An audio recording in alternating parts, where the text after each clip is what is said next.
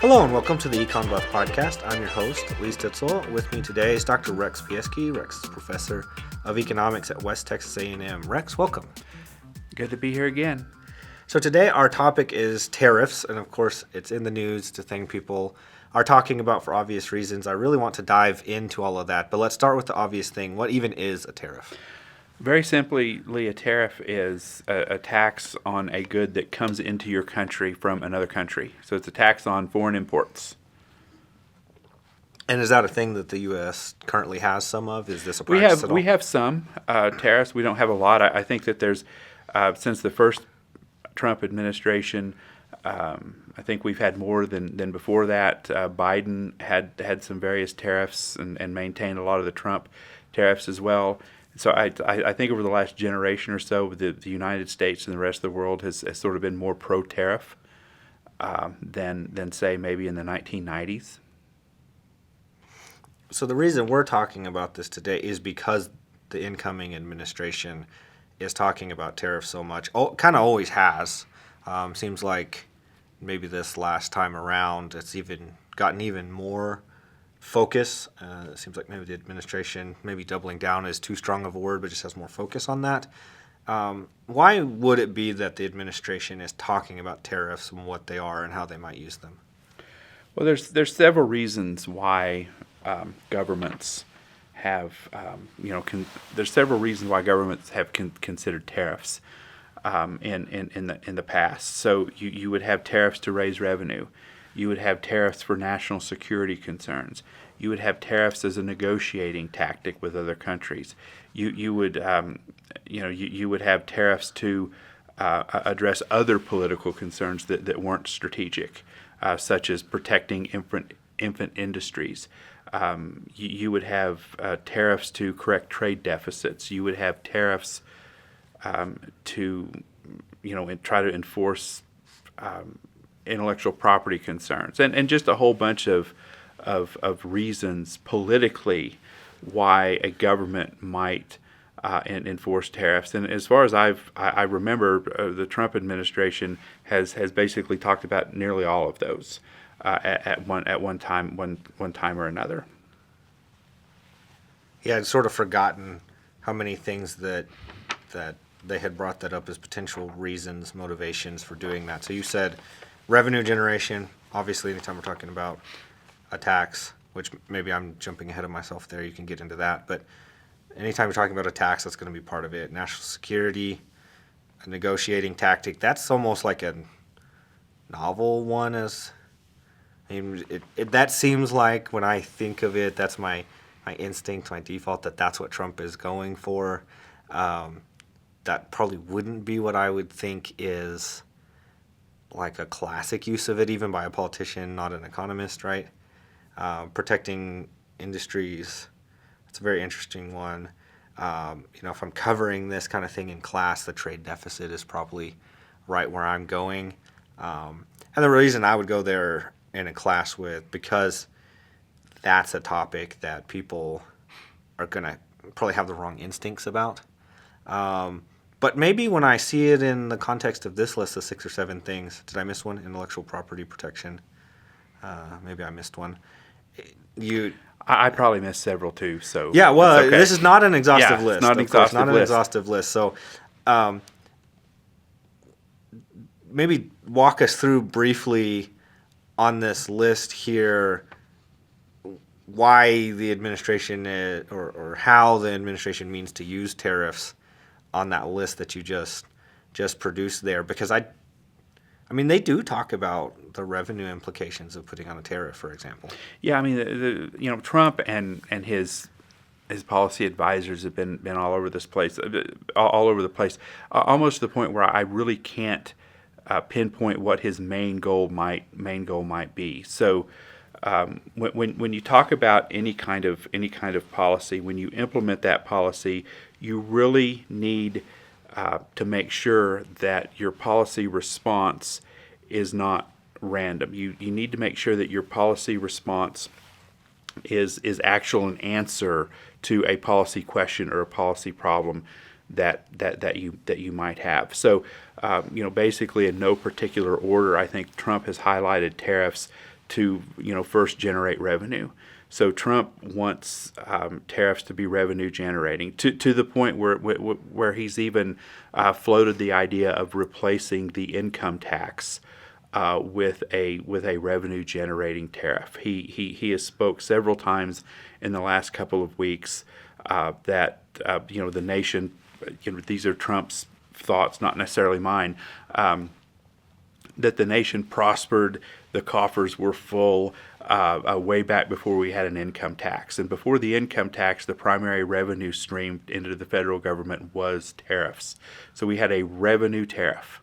Basically, it wasn't a tariff that was designed for any other purpose. So the government back then wasn't necessarily trying to protect industries or intellectual property, even if such a thing really existed in the way that we think about it now. Then it wasn't doing it for any kind of national security concern. The tariff was just a way that the government collected money in order to spend on its priorities. And a lot of commentators have been skeptical of this idea from the Trump administration because the volume of trade that we have is too small compared with what the government spends.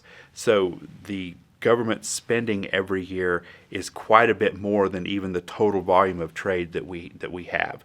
So it's without massive restructuring of government and cuts in government spending, a revenue tariff that would replace the entire income and other revenue generation mechanisms that the federal government has would be dubious in my mind. So I don't have these dates exactly in my mind, but pre-income tax is actually going to coincide mostly with an era where the federal government, the national level government, did not operate in the way that it does now. It didn't take in revenue and it didn't have expenditures, right? So you're thinking about like 1914 and this kind of range where the federal government didn't even really have a taxing arm. And so you're comparing two very different eras there, so much so that if I were in some kind of discussion with the president, I wouldn't even want to have that. It's like you're saying the country flourished the most when it was taking revenue in form of tariff and not income tax. That's over 100 years ago, where the federal government is a completely different entity from a revenue and spending aspect. Do I have that right? Yeah, and I mean, I don't object to that being brought up because it just in a lot of people's minds, it might remind us that it's feasible because it's happened before. But again, the comparison of what the political process and the citizens of this country sort of have come to expect from its government now compared to what it expected from its government, 120, 30, 40, 50 years ago is completely different. So if I were going to assign a probability of that actually happening, it would be very close to zero.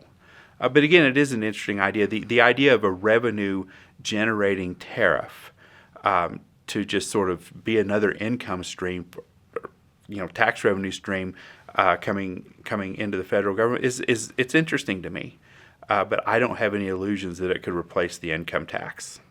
Yeah, so let's table the income tax thing because I do want to circle back around to that. But you've got this interesting list here, and one that almost stands out as different than the others when you're talking about national security, and I think a listener might have a natural question of saying, what do tariffs have to do with national security? Why would the administration pretend that's even possible, and how would you evaluate that? Yeah, I mean, this touches on, I think the word that you used a few minutes ago was novel. This touches on a novel use of tariffs that I don't remember, and this is why it's novel. I don't remember learning about this in my classes way back in the day. And this isn't something that economists have really talked about. And at least one economist, John Cochrane, that I've read recently on this topic, has basically said that this, Cochrane is anti-tariff in almost any circumstance. But he said this reason for implementing a tariff is interesting to him, and which is that's a big movement in thought for most economists. But using a tariff as sort of a sanction mechanism. So instead of using sanctions like, well, we're going to cut off your banking, or we're going to somehow blockade you importing or exporting, or we're going to do things to just prevent trading with you. We're going to use tariffs, or the threat of tariffs, in order for you to bend to whatever the United States' will is. Okay, so is that a good idea or not? I guess you wouldn't know until you saw the outcome, right? So if the United States, just like sanctions, if the United States were able to use those tools to achieve national policy goals, that would be good to the extent that the national policy goals were good. Yeah, it's hard to evaluate, right? As economists, I think our instinct is, I don't really want you setting economic policy to try to achieve national security ends. Anybody who's not a professional economist is going to look at that and be like, why not? Yeah, These things are inextricably linked. Why wouldn't I want to break them apart? So maybe my academic professional economist instincts maybe they're not good in that respect. Maybe Trump and the administration have something more there, and guys like you and me, although I shouldn't lump you in automatically with me on that. Maybe we should step back and learn something there. Well, I think that's an interesting thing that you've said, because up until maybe 6 months ago or so, I didn't do it during the first Trump administration or since then, but 6 months ago I started to read and listen to some commentators talk about tariffs that were not economists. It was really eye-opening to me. Different perspectives on these things, and I think your point is extremely good one. An economist might sort of reflexively reject tariffs as a tool for negotiation at all, but as you say, anybody that's not an economist wouldn't. It's like, well, why not? It's just another tool, perhaps, in the negotiating arsenal that we have. That why not use it? And Trump seems to really think that tariffs might be a powerful negotiating tool for the country and his administration. The negotiating aspect, because Trump wants to brand himself that way, is probably the most interesting of all the reasons that we've kind of listed here and we're about to work through. And I remember in his first administration having discussions with smart people but not professional economists, and they're saying, what Trump is going to do is he's going to use the potential for a tariff to leverage better terms of trade, maybe imprecise use of that, which you can discuss a little bit, and get us a better deal, right? And that's the art of the deal. That's Trump's whole thing. He's not a statesman. He's a businessman. That's what he's going for. So I'd like you to do two things. Maybe talk about that a little bit as you see it as a tool, and evaluate how that might or might not work.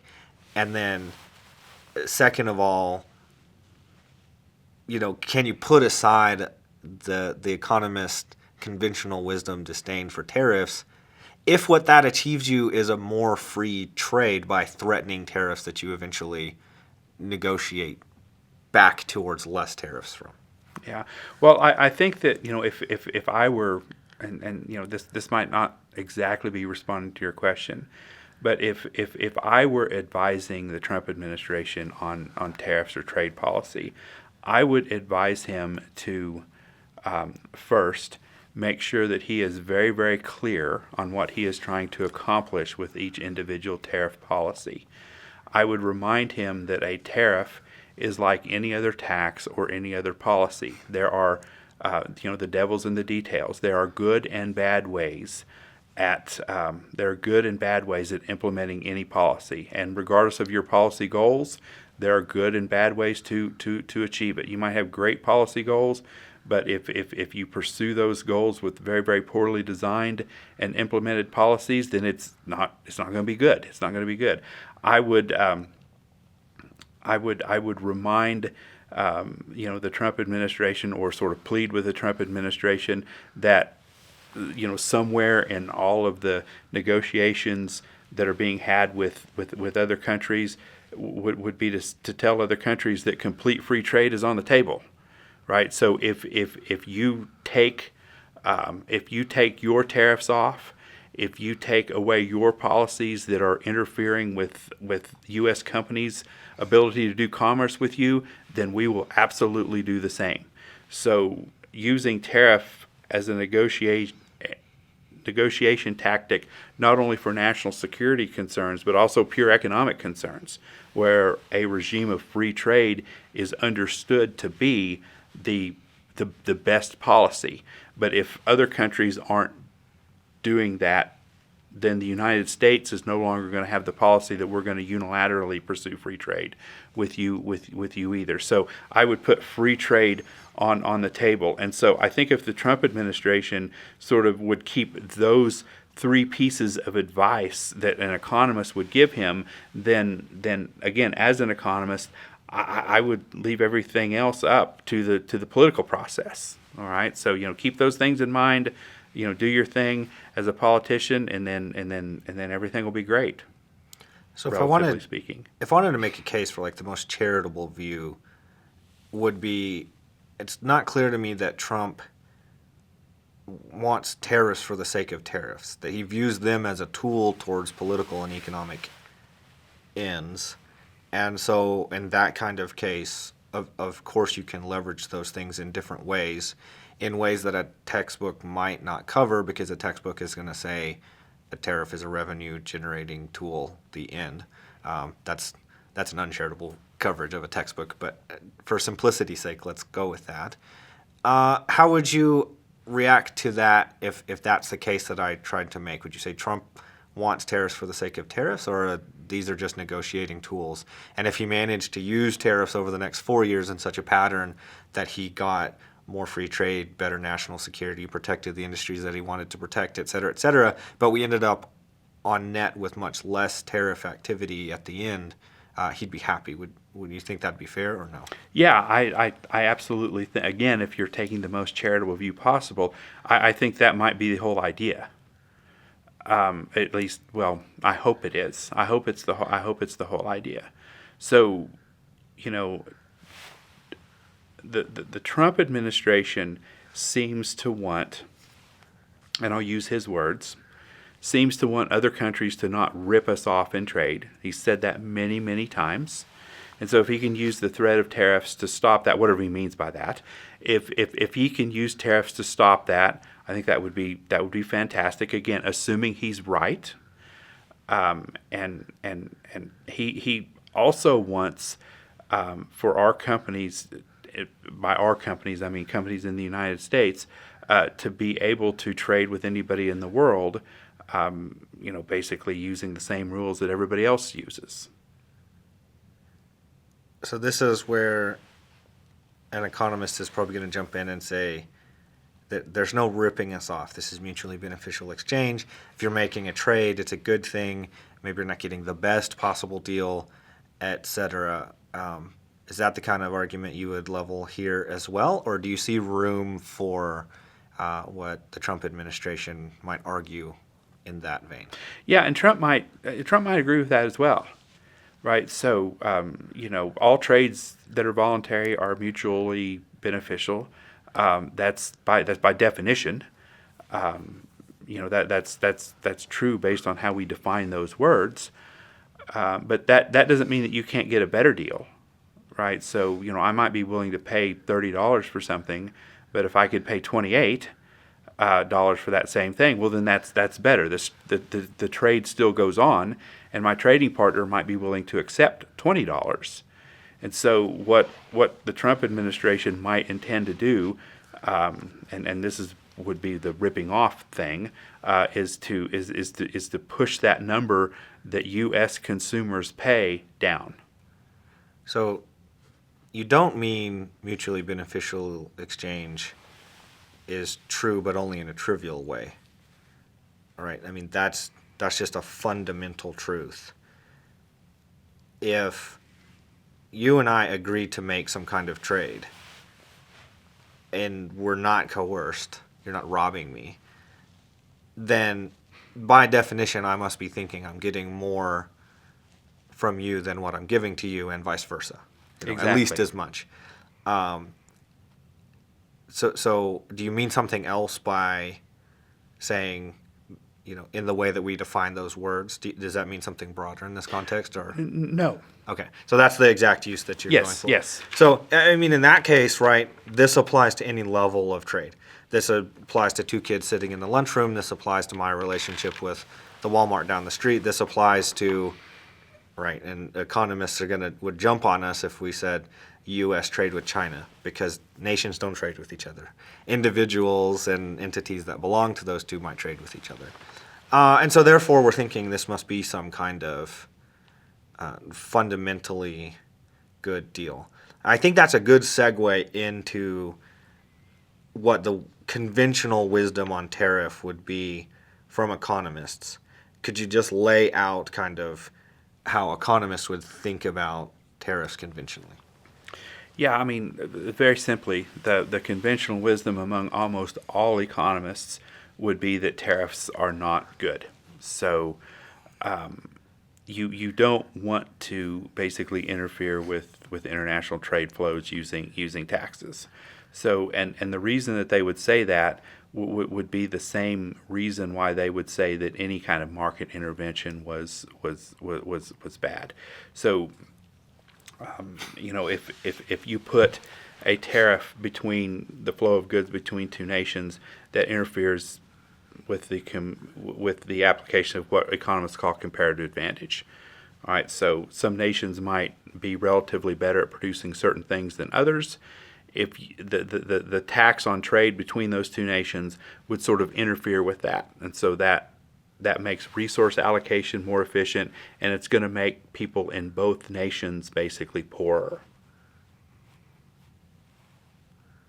I wanted to set that up, because one of the next couple things that are on our list to talk about here is protecting industries and addressing the trade deficit.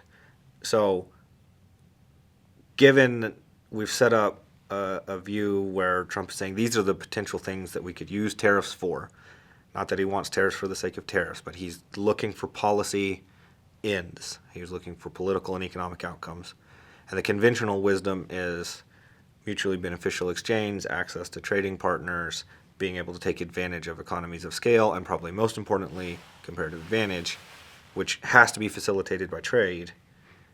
Where does this protecting different industries and or dealing with the trade deficit, where does it fit into that? Well, I mean, all those things are very, very, I think they're separate issues. So there seems to be less talk about the trade deficit recently than there has been, like especially in Trump's first administration. And I think that as an economist, I think that's a good thing, because it's not clear to me that we should be worried about the trade deficit. And secondly, if we are worried about the trade deficit, it's not clear to me that tariffs would fix that. So tariffs actually are probably terrible tools to use if you want to actually fix the trade deficit. I don't think that. I mean, it's going to have basically a random impact, if any, on the trade deficit. So if we increase tariffs, I wouldn't make any predictions at all what would happen to the trade deficit. Trade deficit could go up, trade deficit could go down, because the trade deficit just represents a sort of difference in flows. So tariffs are going to make overall flows lower. So it's not clear to me that would make the difference in two flows that are both going down lower or more. Yeah, the trade deficit is the relative size of those two things. In a intro to macro class, which I teach all the time, I have basically a whole lecture dedicated to trade, in which I make the case that because of mutually beneficial exchange, that what we care about is the total trade volume altogether, and whether we're in a trade deficit or a capital surplus, we don't really care about very much. Given what you just said now, would you be critical of that in this context? No, not at all, not at all. Because I mean, ultimately, at the end of the day, in traditional economics, we measure how much trade there is. The source of that trade doesn't really make any difference. So when you're learning economics as a first pass, then you buy things based on how much they benefit and cost you, and where those things come from is it's not even a secondary concern for you. It's not a concern for you at all. So if you buy a shirt or a car or something like that, and that's the best shirt or car for you to buy at all, it doesn't make any difference whether that stuff is produced in Alabama or Albania. That's irrelevant to you. So you will buy the best shirts, the best cars, the best whatever that you can based on what those things cost and based on what your own preferences are. So when you take principles of economics, that is the sort of end of the story. Now, more advanced economics look at those things in a little bit more nuanced ways. The political process certainly looks at those things in a more nuanced way. So the political process is extremely concerned about where things are produced. It's something that politicians talk about all the time. Politicians always want, regardless of you're at the municipal level, county level, state level, or national level, politicians all the time, and the reason they do this is because the citizens react to this. They all the time are talking about job opportunities for their citizens. So we're going to produce shirts here. We're going to produce cars here. So there's a big difference between what economics teaches and what the reality of the political process is. So that leaves room for kind of the observation that I think people would say they do care where stuff comes from. Probably in practice, they don't seem to care as much as they would say, because when they're actually making choices, they're revealing their preferences towards choosing whatever product is best for them based on the combination of price, quality, the attributes of the good, and so on. And in addition, it's just hard, right? Like, it's easy to put something on a tag made in USA, made in China, or whatnot. Most things are made up of components and have different both inputs and combinations of inputs that were manufactured elsewhere in that process. So it's not even clear that it makes sense to say where most things are even made. But what would you say to that? Because our listener is going to say, well, I do care that whether it's made in Alabama or Albania. What would an economist answer to that?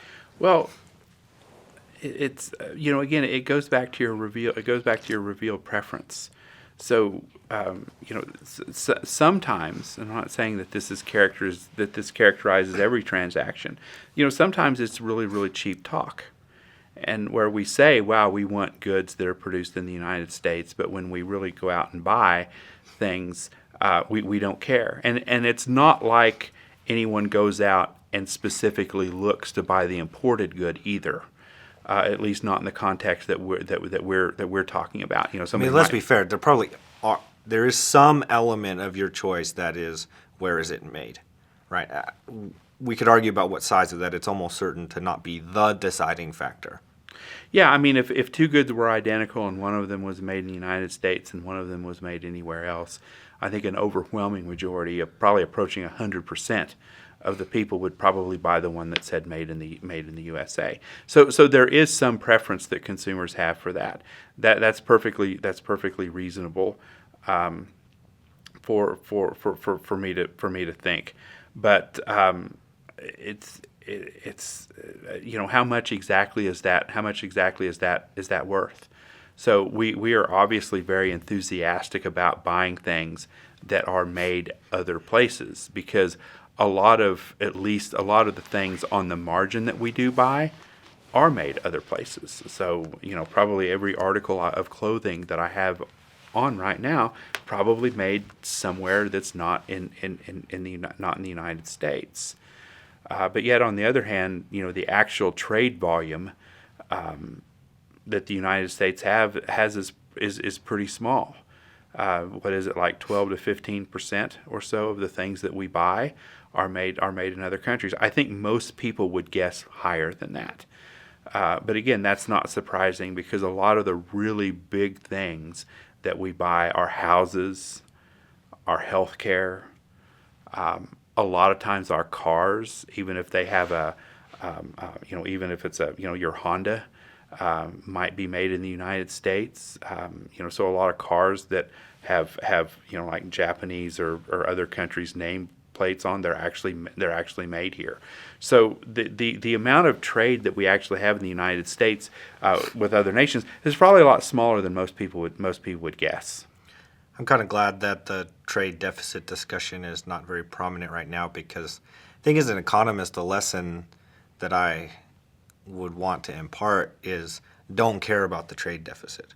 That's what you should do, is not care about it and care about these other things, which means if the administration is not talking about the trade deficit but talking about other reasons they might want to levy tariffs and other things about the nature of trade between countries, I'm pretty happy with that because we're on to more substantive things. You've done a great job listing, what things we might do to apply to the tariff.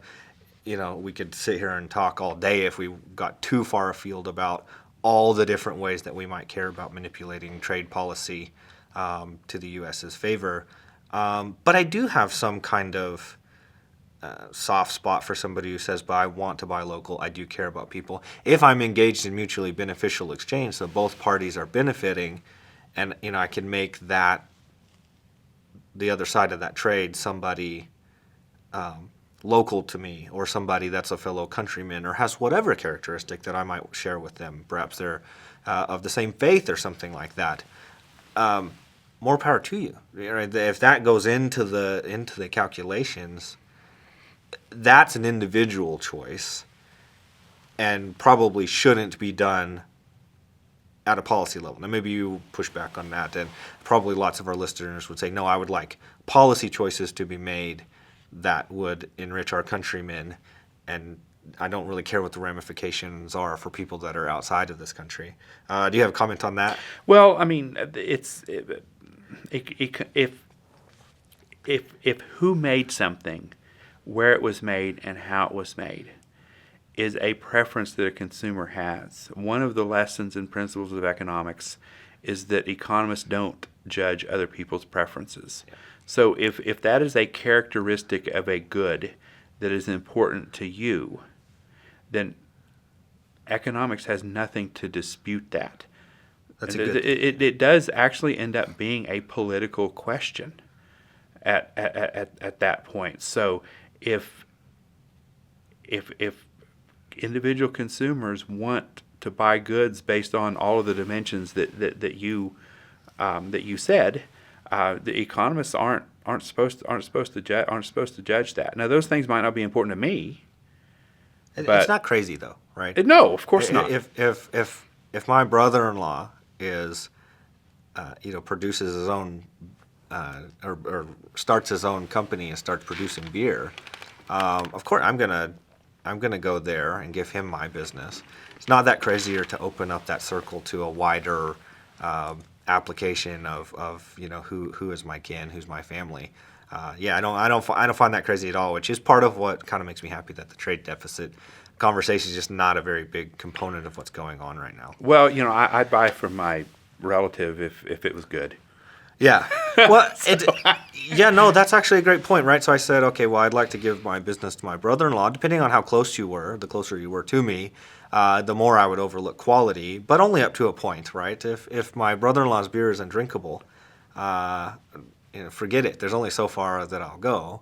All the better if his beer is the best, right? If that's the beer that I like best in the world. I mean, I don't want to get off the rails too much, but would you expect your relatives to send their kids to WT because you work here? Yeah, not at all. Zero. So none whatsoever. That's a topic for another show, perhaps. Yeah. No, you've highlighted. I think you've highlighted that maybe the error in my example, right? Which is that's only true if you have some particular type of ownership over the final product. I mean, these decisions, and I think the illustration of your brother-in-law's beer and our fine university, that everyone who's looking to go to school should come here. I recommend that, plug for us. And our different attitudes and the different attitudes that we see that people would have in those different contexts illustrates the complexity of people's thinking on things all the way up to international trade. They don't make sense, and the tools of economics would have a very difficult time making sense of them. I don't think it's that they don't make sense. I think it's so complex. There's so many moving parts. It probably doesn't even make sense to just say what is the relative importance of any particular attribute of what it is you're choosing to produce and to consume, right? Because there's also probably interactions of those things which are really difficult to disentangle, and add on top of that you're having at any level beyond your individual choice, you're having to agglomerate a bunch of people's choices into a market. So once you aggregate them, it doesn't even make. Maybe that's not even possible to analyze. All right, I'll grant your point completely that these things do make sense based on the fact that I can predict that you would be favorable to buying your relative's beer, but you would not expect anyone to attend the university that you work. So because I could predict that so easily, then they must make sense. So those two situations that I tried to make seem to be the same, they must be different, even though in some contexts they are the same. Right. Because you're producing, education services for people, somebody else is producing beer for people, but who we buy from being important is different in those two circumstances. And again, economists probably could at least give reasons why. Might be hard to model, but intuitively, I think we know these things, and this is the complexity of trade, and this is why, again, I think one thing that all economists would celebrate, and this is assuming that that we're right here, is the talk of trade deficits virtually being non-existent in the last at least month is actually a good thing, because trade policy actually probably doesn't have very much to do with the trade deficit. Again, that's strange, but it's probably true. Trade deficit has more to do with government deficits and capital flows than they do with the terms of trade in consumer goods. Yeah. So it's interesting because I think one reaction might be, well, I would care about giving business to somebody that's more local to me. And as a consequence, I might factor that in, but they might acknowledge, yes, when it comes down to quality, price, all the things that we ought to be competing on in a market, those things are going to be a big factor. But it does change if you're kind of going from like, here's a competitive and we're on this margin of success, compared to like trying to protect an industry that might completely go away out of the United States. Do you leave any room for that, for protecting these different industries? I think when you first brought this up, you mentioned like infant industries. Of course, I think a lot of people that be advocating for this kind of protectionist instinct are going to argue for any industry in the United States. Yeah, I think economists mainly talk about infant industries.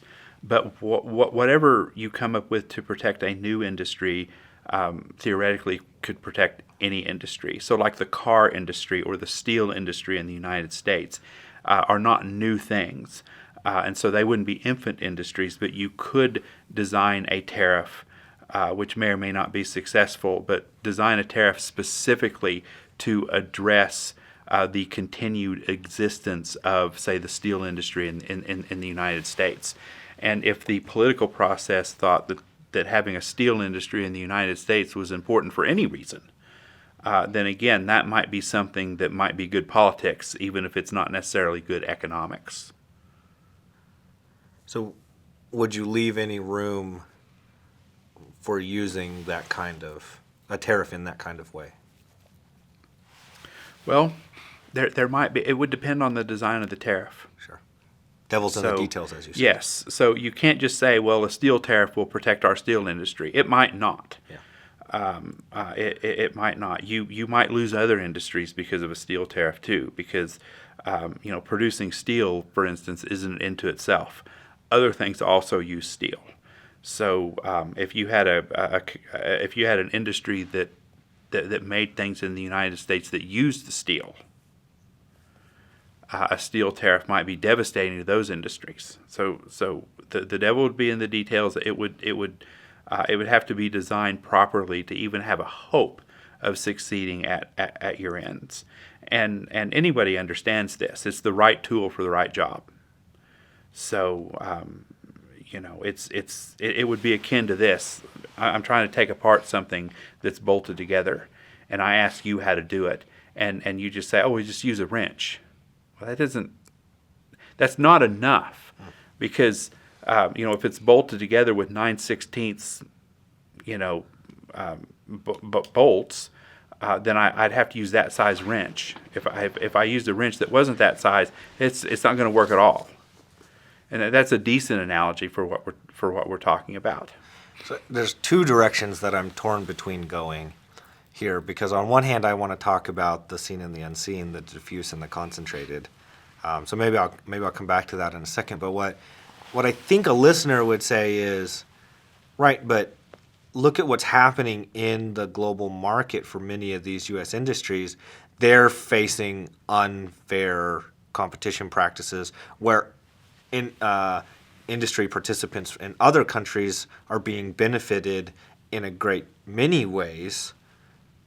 Some of those would just be trade protectionist policy in those countries, and some of those might be things that we would consider immoral, or, certainly things that would be criminal or illegal here but are not in other places in the world.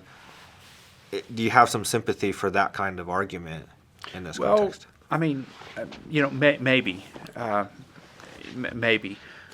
Not everybody has to play by the same rules in order for trade to be okay, in my mind. So, and I think economics would generally agree with that kind of statement. So, just because some other country has slightly different worker protection rules than we do, it doesn't necessarily mean that our companies in the United States that has to comply with those kinds of things are at a disadvantage, or at least at a disadvantage that we should care about in terms of policy, and that wouldn't necessarily in and of itself should be a reason for us to shut off trade with those individuals completely.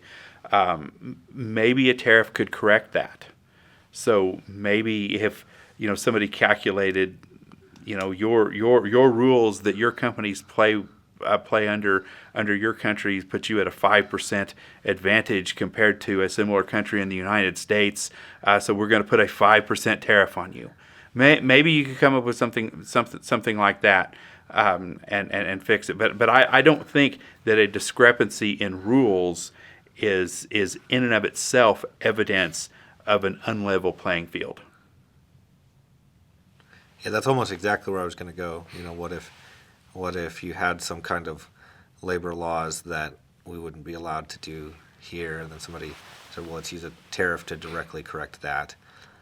You have a hard enough time instituting a regulatory environment in the United States, let alone calculate what the implications of somebody else's regulatory state and its complexities might be, and therefore back out what kind of competitive advantage that infers them.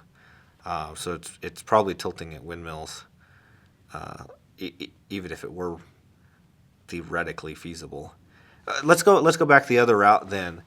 So the classic textbook response to about protecting industries will be, well, you protect an industry that can't compete on the global market, and you're tying up resources into that.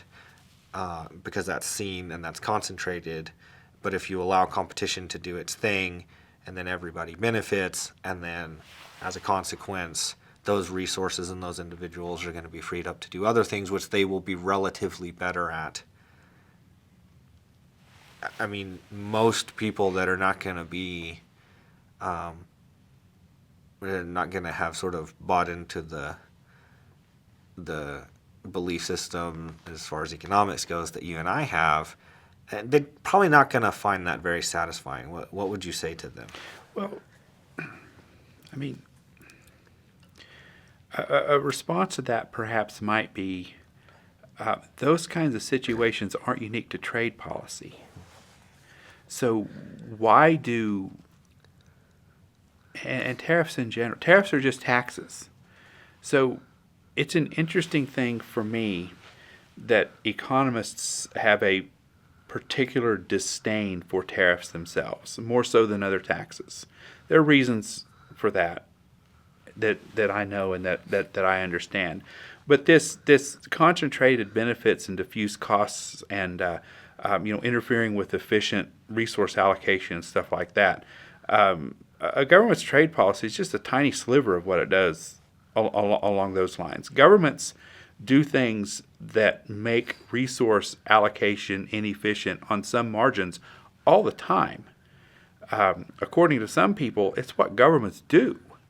So the reason we have governments is to, basically interfere with some kinds of trade. And so, there are lots of things that the government taxes differently, treats differently, and we don't scream resource misallocation in those situations. An example of this might be, excess taxes on things like, tobacco products. Might be an example. So we've judged tobacco products to be bad for you. So we're going to levy an extra tax on those to discourage their use. That misallocates resources in the same way that there's a misallocation of resources if the government would say, for instance, foreign imports are bad for us. So we're going to levy a special tax on them, and that causes an inefficient resource allocation. It interferes with comparative advantage, the whole thing. So 10 years ago, I wouldn't have thought this way at all.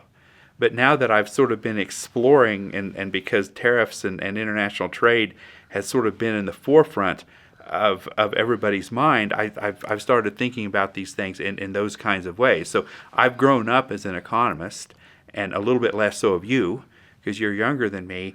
I was trained as an economist and started my career as an economist during probably what could be considered the absolute heyday of free trade. Right. And most of the history of humanity has not had that attitude about trade. It's this unique 20-year period in our history from, say, 1995 to perhaps 2015, where everything was free trade.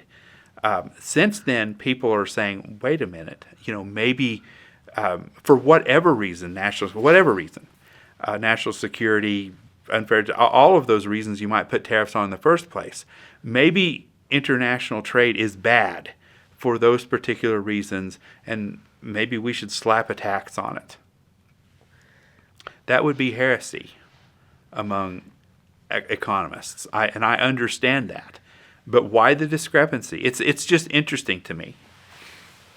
So John Cochran has a piece on tariffs, which didn't directly motivate this podcast, but was informative to me when this came out. And he says something very similar to what you just said, that economists generally don't like this.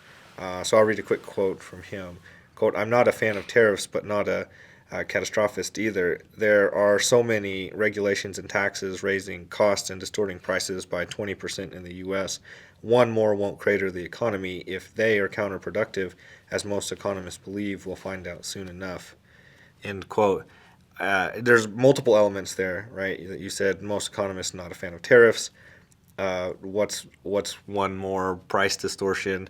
And sort of we might get a chance to find out how good our free trade theory in the field of economics is all along. So I kind of what I would like to do then is maybe have a discussion that I don't see a lot of economists having, which is talk about the different taxes and sort of their relative efficacy, their relative efficiency, and some of that. Because I think one of the things that I realized in all this discussion, when admittedly, for the reasons that you said earlier, it's almost silly to say, let's replace the income tax with a tariff. For the reasons that you said, just sheer trade volume probably makes that not very feasible.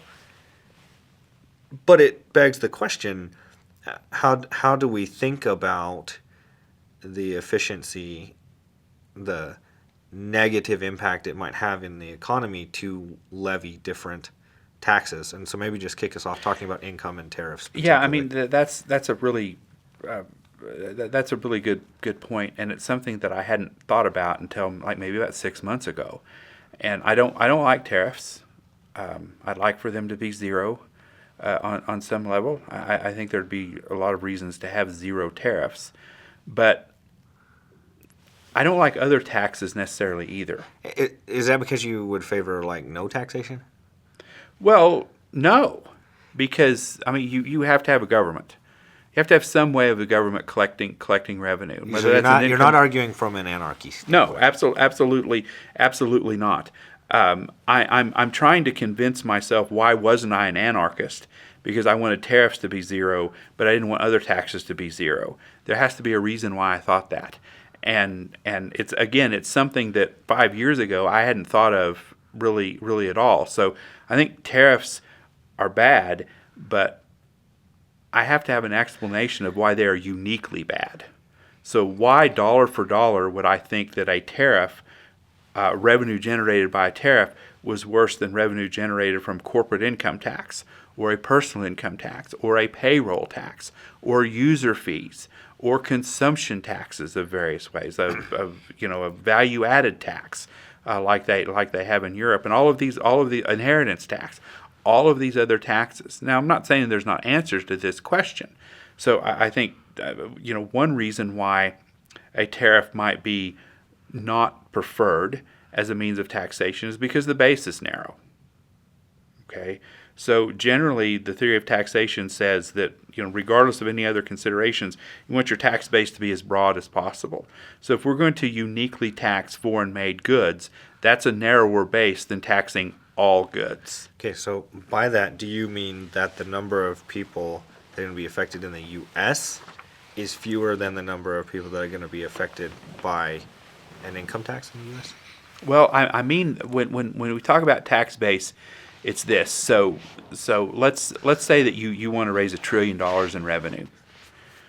Okay, you want the rate of taxation to generate that revenue, whether it's $1 trillion or $1 billion or anything.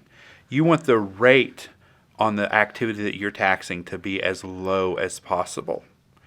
So if you think of a tariff as a tax on foreign goods, and not all economists think of it that way, I'm just using it for illustrative purposes, and 10% of what you buy is foreign goods, and you compare that to a general consumption tax, if you're going to raise the same amount of revenue, your tariff would have to be 10 times higher than your general consumption tax on everything, including foreign-made goods. Okay, so if your trade volume was half of your consumption, then your tariff to raise your $1 trillion would have to be double the rate than your general consumption tax, if that's what you're going to tax. So the question becomes, what is the better tax system? Of all of the choices of taxes that we can levy, what's the most efficient?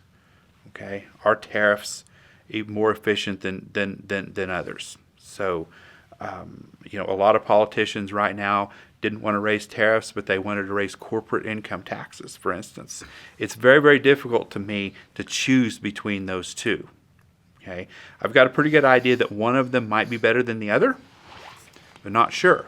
So I start thinking about, like, what could other than the size of the base, what other factors might sort of sway me to think that one is worse than the other. With the corporate income tax, there's quite a bit of evidence that that might interfere directly with capital formation, which in the long term will cause wages to be lower. That's really bad. That's really bad. So most economists think that corporate income taxation is particularly bad for that reason. With tariffs, the biggest thing that's unique about tariffs is the threat of retaliation. Right. Okay, so you levy a tariff against another country's goods, that the government in that country might slap a tariff on your exports to them, what would be imports for them, and that multiplies the damaging effect of the tax, because you have this retaliation that creates more distortions and more debt weight loss and more interference with people's ability to make beneficial trades. I don't know how to weigh those two against one another, but that seems to be if I was going to, in today's political climate, if I was going to make a case for tariffs being a particularly bad way of raising revenue. Now, the national security concerns and stuff like that, that's a whole different discussion. So if we're talking about tariffs as a mechanism to raise revenue, that would be what would cause me to pause on choosing that. Those two things. First, you have the threat of retaliation, which might be uniquely bad. And also, you have the fact that the tariff is going to necessarily be a narrower base than other taxes that you could choose. Now, the things that wouldn't help me decide among taxes are the kinds of things that a lot of people are saying today. Things like, well, if you slap tariffs on things, then it will raise the prices of things. Well, any tax does that. Any tax will do that. Corporate income taxation will directly raise the prices of things that are subject to the corporate income tax. Also, lower wages of the workers. The whole literature on that. How those things are sort of divvied up. So a tax is you increase a tax $1, that money's got to come from somewhere. All right, it comes from shareholders, it comes from consumers, it comes from workers. Tariff is the same way. Okay, that money's got to come from somewhere. All right, and both things result in sort of lower trade volume in one way or another. So those are the things that all taxes have in common, including tariffs. So how are tariffs different? That would be how I would decide between those different mechanisms. So if I took and actually tried to swap out an income tax for a full tariff system, a proponent of that is going to say something like, well, Americans won't pay taxes. People in other countries will pay. What a great deal for Americans. And you just said the price thing is a non-factor because the different tax structure is going to have some kind of implication for prices no matter what. What would be your rejoinder to that? Well, again, that's just not a factor. So I'm sorry, not the prices part, but just if we tried to make the argument that Americans wouldn't pay this tax, other people in other countries would. Yes, sorry. Well, I mean, the legal incidence of the tariff is ultimately going to fall on American consumers. Or I guess the legal incidence is going to fall on probably whoever is doing the importing. So, there's going to be a certain point where the United States government is going to identify a certain good as an import and says, hey, you've got to remit this much money because of the presence of this trade that you're making. So that's true with sales taxes and everything else. So in that sense, a tariff would operate just like a sales tax. All right, so there's going to be some point where somebody's going to have to remit the money. Okay, that individual is most likely going to be a U.S. citizen. And all of this, like with a sales tax, whatever that amount is, I'm going to say that all of that is going to be passed on, just like a sales tax, is going to be passed on to whoever buys the good, the import duty or whatever, will be tacked on some way. Could be seen, could be unseen.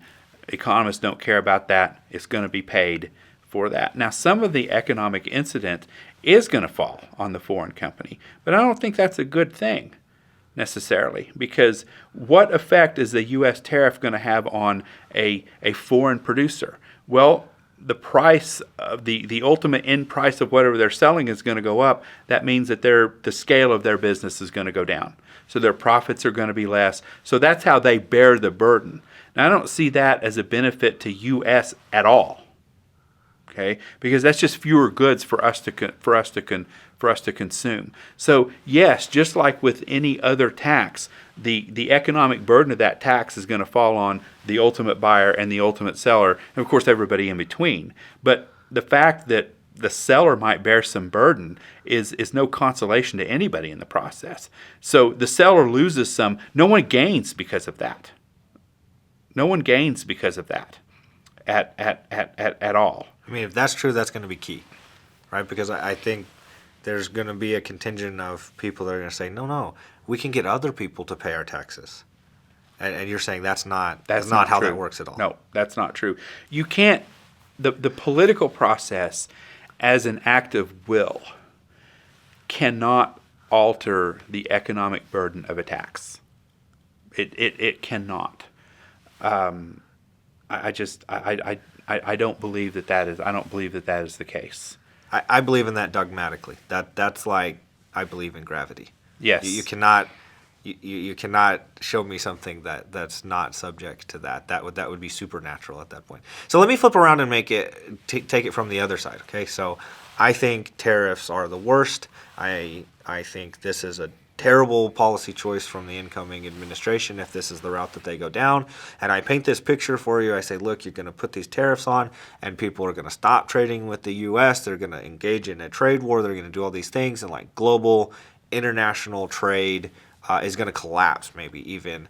And the U.S. will be impoverished by this to the extent that the administration is levying potentially large tariffs. So not going to we're completely swapping out an income tax for a tariff system. Not that, but just the 25% tariffs that the Trump administration talks about a lot.